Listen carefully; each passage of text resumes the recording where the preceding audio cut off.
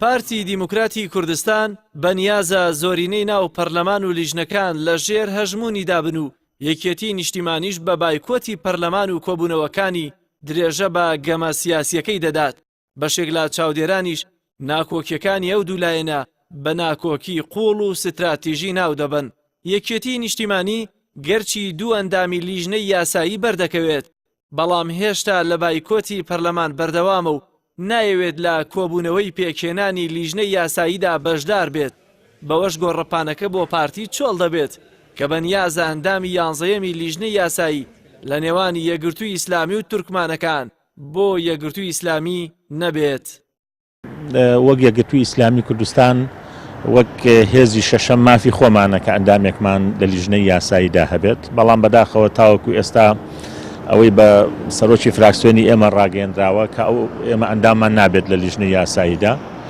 ئەمەش بەڕای من بۆ قۆڕەخکردنی لیژنەی یاسایی ئەگەڕێتەوە لەلایەن پارتی دیموکراتی کوردستانەوە، وەکو چۆن ئێستا زۆرینەیە سەرۆکایەتی پەرلەمان بەدەست خۆیەوەیەتی و هەوڵ ئەدا لیژنەکانی پەرلەمانیش بە هەمان شێوە. هیوادارین ئێمە کە هەموو لایەنەکان دەرەوەی پارتی هەم یەکێتی گۆڕان کۆمەڵنەوەی نوێ هەموو پێداگری لەسەر ئەوە بکەن کە ئەم دۆخە ئاوا ناڕوا. دوو ڕۆژەکە ئیشکالاتی گەورە لە ناوهۆڵی پەرلەمان و پرۆژەکانی چاکسازیە دروستە بێ، ئەو کاتە لە جیاتی ئەوەی دەرگای پەرلەماندا بخرێ بە جۆرێکی تر دەرگا بە ڕووی پرۆژەکان و چاکسازیە داخرێ.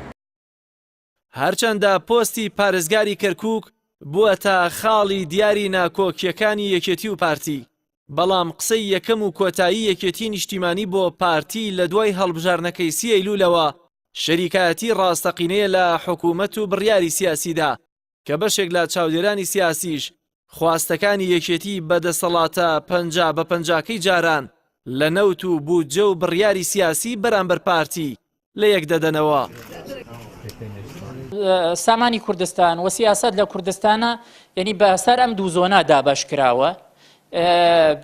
ئەوە تا پێشمەرگای پارتی، پێشمەرگەی یەکێتی ئاسایشی هەردوو لە دژە تیرۆری هەردوو لە و دابشکردنی بەرژەوەندیەکان لە هەرێمی کوردستانە، ینی دابشکردنێکی 50 بووە، بەڵام ئەوە چەندین ساڵە ینی ئەم هەژمونە بە قازانجی پارتی گۆڕاوە و پارتی هەژمونی هەبووە بەسەر فرۆشتنی نەوتە، بەسەر ئەو بودجەیە کە لە بەغداوە هاتووە.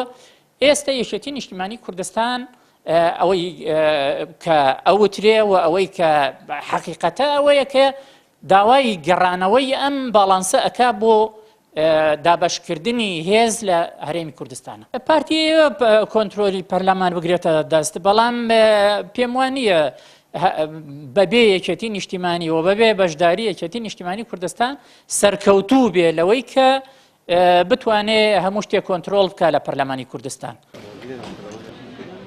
بە بڕوای شیکەرەوانی دۆخەکە پارتی و یەکێتی سەرقاڵی گەمەیەکی سیاسین کە جگە لە دەستکەوتە حەزبی و شەخسیەکان لە ناو جومگە جیاوازەکانی حکوومەتدا هەژمونی دەسەڵاتیان لە ناو هەرێم و دەرەوەی هەرێم خاڵی ستراتیژی گەمە سیاسیەکەیانە کە دوجار لەسەر حسابی خەڵک و ڕەنگە حکوومەتیش بێت.